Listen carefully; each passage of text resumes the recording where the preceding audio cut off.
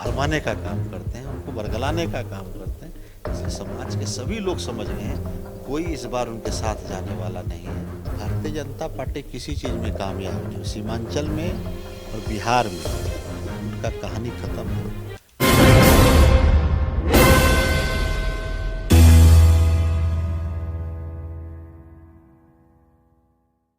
नमस्कार, मैं हूं मनीष। आप देख रहे हैं दी न्यूज़ 9X। दी न्यूज़ 9X में आप सभी का स्वागत है। इस वक्त हमारी मौजूदगी बिहार के पूर्णिया में है। आपने हमारे रणभूमि मैदान के ग्राउंड रिपोर्ट को देख लिया है। अब हम पूर्णिया के सांसद जी से बात कर रहे हैं।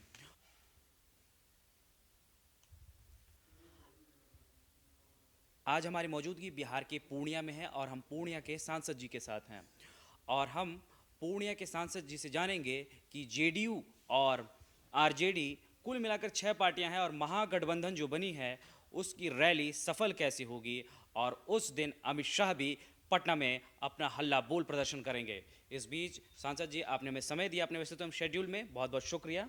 और सांसद जी ये बताइए कि ये रैली की आवश्यकता क्यों पड़ी। देखिए, सभी राजनीतिक दल समय समय पे रैली बैठकें करती रहती है और महागठबंधन बनने के बाद पहली बार रैली रैली नहीं कहें, इसको महारैली कहें, पूर्णिया के रंगभूमि मैदान को चुना गया। इसके लिए तो महागठबंधन के सभी नेताओं को अपनी ओर से बधाई देना चाहता हूँ। पूर्णिया को आपने चुनने का काम किया। पूर्णिया के रंगभूमि मैदान पे इस रैली का आयोजन किया गया है और यह रैली ऐतिहासिक होगी। इसके पूर्व में जितनी रैलियां हुई किसी भी पार्टी का हो, सभी रैलियों का रिकॉर्ड टूटेगा। पूर्णिया का रंगभूमि मैदान तो खचाखच भरेगा ही। शहर का चप्पा चप्पा आम जनमानस जनसैलाब से पटा रहेगा और यह रैली पूर्णिया के रंगभूमि मैदान से देश की जो राजनीति है उसको एक संदेश देने का काम पूरे देश में, पूर्णिया के रंगभूमि मैदान से पूरे देश को संदेश जाएगा। और जो केंद्र में सरकार है, भारतीय जनता पार्टी और मोदी जी की सरकार के खिलाफ यहाँ से संदेश जाएगा। और जो 2024 का लोकसभा का चुनाव होगा, उस चुनाव में भारतीय जनता पार्टी को कैसे गद्दी से हटाया जाए और महागठबंधन की जो एकता है उसको मजबूत करने के लिए और विपक्षी एकता को एकजुट करके 2024 में केंद्र की सरकार को खार फेंकने का संकल्प रंगभूमि मैदान से लिया जाएगा। और यहाँ से यह संदेश बिहार ही नहीं पूरे देश में जाएगा और परिवर्तन की जो लहर है और परिवर्तन का जो संदेश है वो पूर्णिया का रंगभूमि मैदान इस चीज़ का गवाह बनेगा। अच्छा सर, ये बात है कि पूर्णिया के रणभूमि मैदान में ये कार्यक्रम है और बड़ी रैली है। इस रैली से पूर्व नीतीश कुमार और तेजस्वी प्रसाद यादव एक दूसरे के विरुद्ध थे। महागठबंधन बना, इनकी केमिस्ट्री कैसी है अभी? देखिए, जो बिहार में गठबंधन बना है, जो ये गठबंधन बिहार के अंदर में सारा जो वोट समीकरण है और जो बिहार के जनता का मन मिजाज है इस गठबंधन के पक्ष में है। और जब यह गठबंधन 2024 में चुनाव लड़ेगा तो भारतीय जनता पार्टी का बिहार से सफाया होना तय है और बिहार में खाता नहीं खुलने वाला है। और जहाँ तक महागठबंधन का सवाल है और भारतीय जनता पार्टी का सवाल है, तो 2014 का जब चुनाव हुआ था तो इस इलाके में, कोसी और सीमांचल के इलाके में भारतीय जनता पार्टी का खाता नहीं खुला था। सभी के सभी लोकसभा सीट भारतीय जनता पार्टी हार गई थी। जबकि मोदी लहर था 14 में, तो अभी तो मोदी का कोई लहर नहीं है और देश के आम आवाम, गरीब गुरबा, किसान, मजदूर, नौजवान सब सरकार के खिलाफ है। इसलिए 2024 में केंद्र में परिवर्तन होगा। आप लोग देखिएगा इस तरह का जो विपक्षी एकता एकजुट होकर भारतीय जनता पार्टी और नरेंद्र मोदी जी को गद्दी से उतारने का काम करेंगे। अच्छा, इस रैली में एक विशेष बात है सर कि लालू प्रसाद यादव ऑनलाइन दिखेंगे, यूं कहें तो वर्चुअल रैली उनकी होगी, ये कैसे संभव होगा? नहीं नहीं, वो तो मंच पे एलईडी स्क्रीन लगा रहेगा। और लालू जी हमारे वरिष्ठ नेता हैं, महागठबंधन के सीनियर लीडर हैं, और वो अस्वस्थ हैं। और अभी आप जान रहे हैं कि उनके हाल में ऑपरेशन हुआ है, किडनी ट्रांसप्लांट हुआ है। तो ऐसी स्थिति में वो मंच पे नहीं आ सकते हैं। तो वो क्या कहते हैं उसको, अपने वहाँ से संबोधन करेंगे, और अपने दिल्ली आवास से ही वो जनता को संबोधित करेंगे। ऐसी सूचना हम लोगों को मिली है। यानी अभी तक कंफर्मेशन हुआ नहीं, वो सिर्फ उस दिन ही दिखेगा जनता को। हाँ, उस दिन देखें। अमित शाह ने पूर्णिया में भी रैली की थी। पूर्णिया के रैली के बाद कई जगहों पे, बिहार के अनेक जगहों पर रैली की, पटना में भी रैली करने वाले हैं और उसी दिन करेंगे। तो क्या लगता है, जनता दिग्भ्रमित हो जाएगी? देखिए, अमित शाह रैली नहीं कर, वो मीटिंग करने आ रहे हैं। और उनकी रैली से महागठबंधन की रैली कई गुना बड़ा रैली होगा। और अमित शाह जी की जो रैली होगी, वो रैली बौना पड़ जाएगा महागठबंधन की रैली के सामने में। और बहुत छोटा रैली होगा उनका। और जो महागठबंधन का रैली है, ये ऐतिहासिक होगा, जिसको आप इसको इतिहास, बिहार के इतिहास में इसको दर्ज किया जाएगा। इसको, इस रैली में, पूर्णिया में इस तरह की अभूतपूर्व रैली कभी नहीं हुई है। अच्छा, रैली के लिए सर सीमांचल ही क्यों चुना गया, वो भी सीमांचल में पूर्णिया ही क्यों?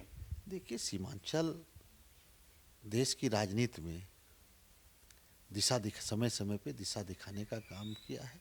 और इस रैली को लेके पूर्णिया, हमारा जो कोसी सीमांचल उत्तर बिहार का इलाका है, यहाँ से शंखनाद किया गया है।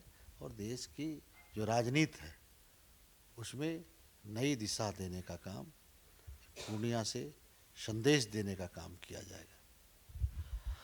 सबसे अहम सवाल, जब जेडीयू और आरजेडी अपने महागठबंधन फेज में आती है तो एनडीए की सरकार उसे जंगल राज की श्रेणी देती है।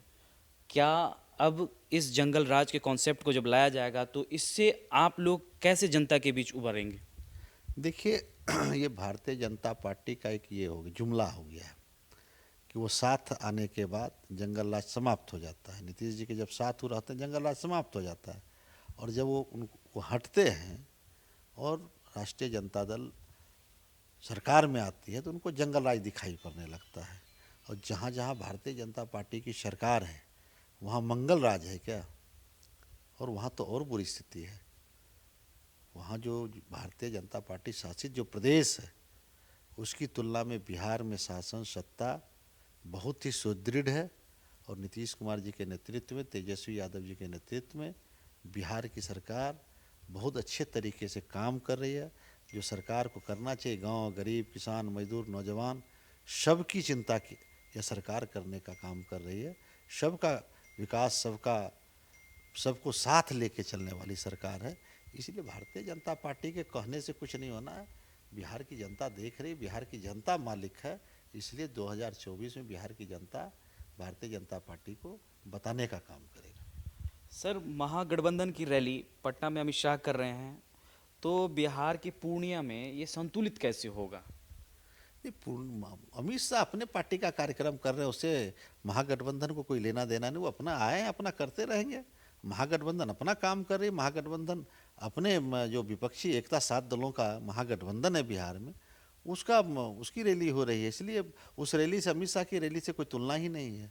इसलिए उस पर कोई विषय ही नहीं। हर पार्टी अपना अपना काम करता है, उसी उसी में अमित शाह अपना कर रहे हैं। आखिरी और सबसे महत्वपूर्ण सवाल संतोष जी से, इसलिए कि इनके पीछे एक सरनेम है, वो है कुशवाहा। और इस वक्त एक पार्टी बनी है बिहार में जिनके नेता हैं उपेंद्र कुशवाहा, और जिन्होंने जेडीयू को छोड़कर भाजपा की ओर अपना हाथ बढ़ा दिया है। सर, उपेंद्र कुशवाहा ने जेडीयू को छोड़ दिया है, अपनी नई पार्टी भी बना ली है। क्या उपेंद्र जी के जाने के बाद जेडीयू में तंग भंग दिखेगा क्या? देखिए, वो 5 साल में 3 बार 3 पार्टियों में गए, गठबंधन किए। भारतीय जनता पार्टी से नाता तोड़े, राष्ट्रीय जनता दल के साथ गठबंधन किए, फिर वहाँ से निकले। अच्छा, विधानसभा के चुनाव में अलग ही गठबंधन किए बीएसपी और ओबीसी जी के साथ में। फिर वहाँ से निकले तो नीतीश कुमार जी के पास बहुत मिलने के बाद, बहुत आग्रह करने के बाद कि अब मैं कभी पार्टी नहीं छोड़ूंगा, आपके साथ रहूंगा, आप जनता दल यूनाइटेड के लिए हम काम करेंगे, आप हमको मौका दीजिए। पार्टी में कई बार आग्रह किए तो नीतीश जी ने, नेता हैं, उनको लगा कि नहीं ठीक है तो इनको स्थान दिया जाए, उनको उचित सम्मान देने का काम जनता दल यूनाइटेड ने किया, आदरणीय नेता नीतीश कुमार जी ने किया। उनको एमएलसी बनाने का काम किया, उनको विधान परिषद में संसदीय बोर्ड के अध्यक्ष बनाने का काम किया। लेकिन उनकी महत्वाकांक्षा बहुत हाई है और उनकी महत्वाकांक्षा उनको कहीं पे टिकने नहीं दे रहा है। नहीं, उनका तो बड़ा आरोप है कि तेजस्वी को गद्दी देना चाहते थे इसलिए वो अलग हो गए। देखिए ये सब तो बहाना है। जब तेजस्वी जी को गद्दी देने की बात हो, पहले ये तो बताया कि तेजस्वी जी के साथ वो गठबंधन करके जो लोकसभा का चुनाव था 19 में, उस चुनाव में उनके साथ चुनाव लड़े, तभी तो आप कह रहे थे कि यादव का दूध और कुशवाहा का चावल से खीर बनेगा, तभी खीर आपको अच्छा लग रहा था, आज आपको खीर खराब लगने लगा। तो ये बड़ा ही दुर्भाग्य है। और उनको उनकी महत्वाकांक्षा बोले ना, उनकी महत्वाकांक्षा उनको हिलोर मारते रहता, कहीं वो टिकते नहीं हैं। फिर कुछ दिन के बाद फिर नहीं टिकेंगे, जहाँ जाएंगे वहाँ भी नहीं टिकेंगे, क्योंकि उनको जो चाहिए वो मिल नहीं पा रहा है और जो चाहिए वो उनमें है नहीं।